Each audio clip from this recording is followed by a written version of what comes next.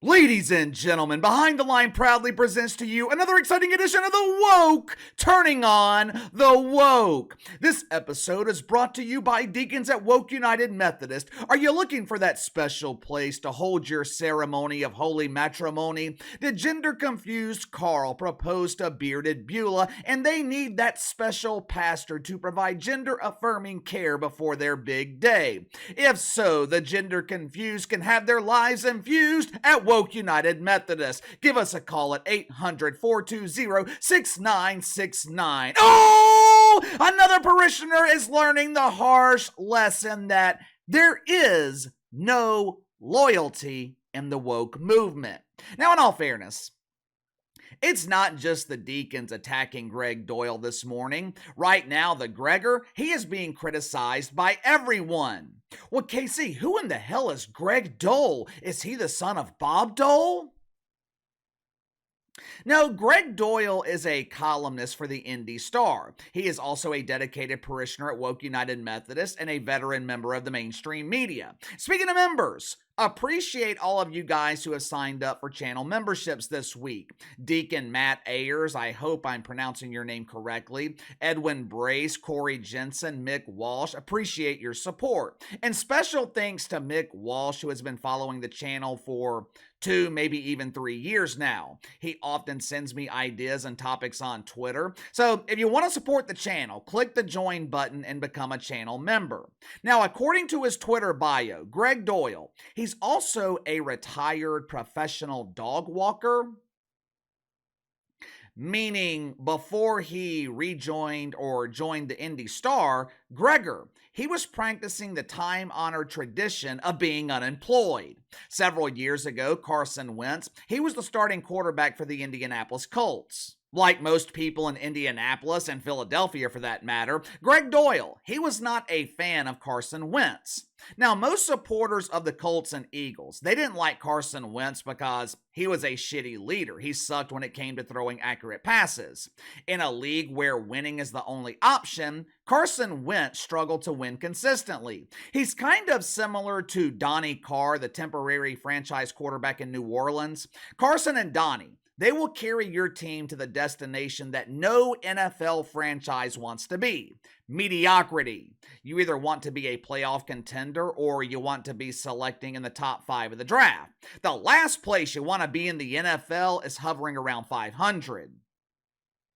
Now, that's the reason that most fans in Indianapolis didn't like Carson Wentz. But that is not the reason that the Gregger didn't like Carson. His reason was much deeper. He had a personal vendetta against Carson Wentz. You see, Carson Wentz was the starter in Indianapolis in 2021. One of the biggest issues in the NFL that season, at least for the wanker spankers working in the mainstream media, was the relationship status between NFL players and Aunt Fauci. Like most normal people and Aaron Rodgers, Carson Wentz, he refused to enter into a relationship with Aunt Fauci. When people like Gregg Doyel were trying to convince everyone that Fauci will take good care of you, he's smooth, he's so gentle, Carson Wentz was like, I'll just take care of myself.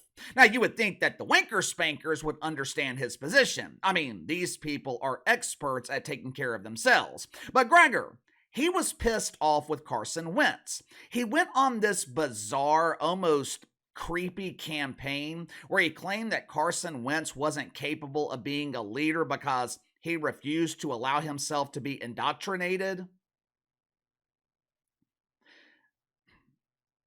Seems to me that Carson Wentz refused to be a follower. I don't know about you guys, but that kind of sounds like a leader to me. Now, that's just one example of the bizarre behavior of Gregg Doyel, superstar at the Indy Star. Yesterday, the Gregger, he was not only responsible for one creepy exchange, He was responsible for 2 in a matter of minutes. Yesterday, Caitlin Clark had her introductory press conference with the Indiana Felines. Now, for those that don't know, the Felines, that's the team mascot for the local WNBA dump in Indianapolis. They were given that name because their trash processing facility is known for being inhabited by a plethora of cats instead of the usual plethora of rats. But since Gregg Doyel is one of the main sports columnists at the Indy Star, he attended the press conference and he was allowed to ask Caitlin Clark a few questions. For a moment, let's pretend we are Gregg Doyel. Well, yeah, let's not do that. I don't want to pretend to be a lonely, miserable doofus.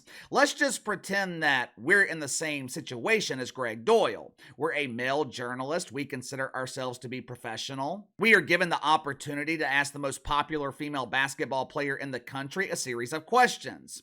Now, what are some questions that we would ask Katie Rue Clark? Me personally, if I'm in this situation, the first question I am asking Rue is, how are you dealing with the pressure of being tasked with saving the unsavable? How are you dealing with the media pressure of being the only female in history who might be capable of rescuing the WNBA dump? That would be a fair question. It would also be an interesting question for Caitlin Clark to answer. To my knowledge, no one in the mainstream media has been brave enough to ask her, mainly because they don't want to portray their precious dump as the huge embarrassing failure that everyone else knows that it is. Maybe you could ask Caitlin Clark what went into her decision to sacrifice her final year of professional basketball, where she was making over $1 million? What went into her decision to accept minimum wage in the WNBA? There are several ways you could approach this professionally. How does Gregg Doyel, supposed veteran journalist, how does he approach Caitlin Clark? He gives her this creepy heart symbol, which immediately makes Caitlin Clark think Gregg Doyel is a grade A doofus. Watch for yourself. Gregg Doyel, Indy Star. Real quick, let me do this. You like that? I like that you're here. I like that you're here. I do that at my family after every game, so. Okay, well, let's start doing it to me and we'll be able to get along just fine. First of all, and maybe this is just me, but if you're a dude and you are going around giving people the heart symbol, stop. It's fucking weird. It was weird when Travis Swiffer was doing it during the NFL playoffs. Every time he scored a touchdown, he looked up to his cash cow, Taylor Swiffer, and gave her the heart symbol as a way of showing his appreciation for their clean domicile. When you were dating the Swiffer, your house is guaranteed to be perfectly mopped and lemony fresh. It was weird when Travis Swiffer was doing it. It is damn sure weird when Gregg Doyel is doing it to a young woman 30 years his junior. What the hell are you doing?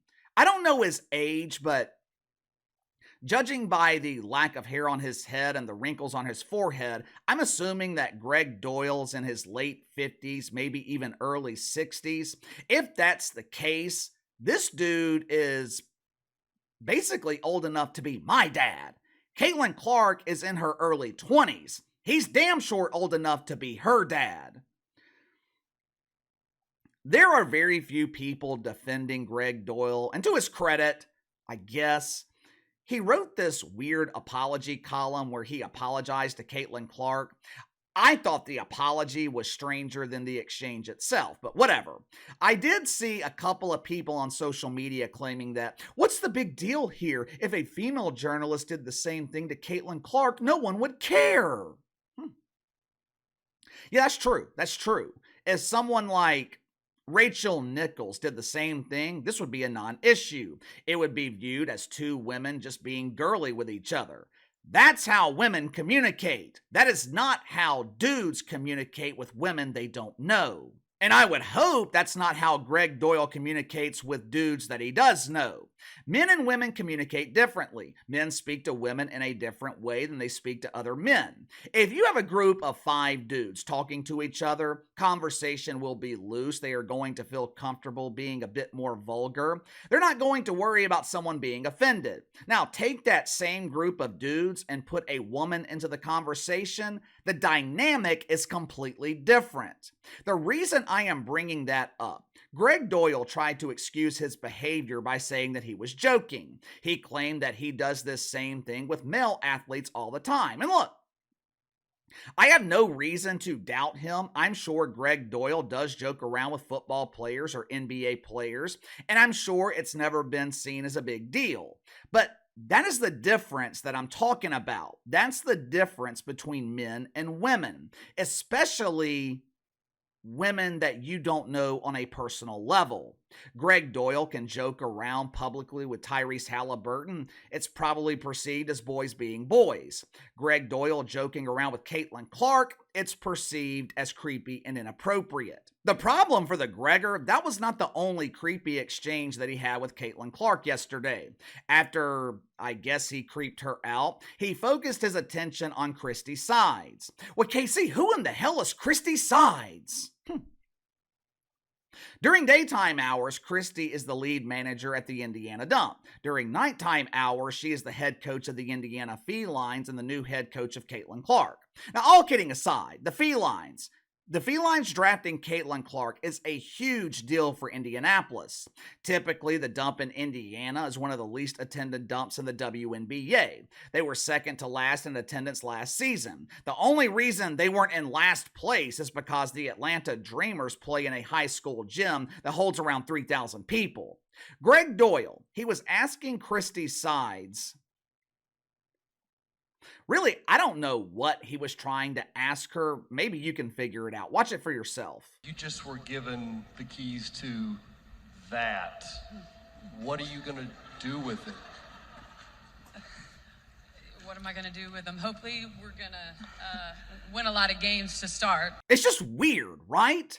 Now, I'm not going to go as far as Dave Portnoy and call Gregg Doyel a pervert, but it is abundantly clear Gregg Doyel has no idea how to talk to women. And look, this is a very common problem with parishioners of Woke United Methodist. Most male parishioners, they have no idea how to effectively communicate with women. Hell, most of them, they are actively trying to become women. But like I said, men and women, we communicate differently.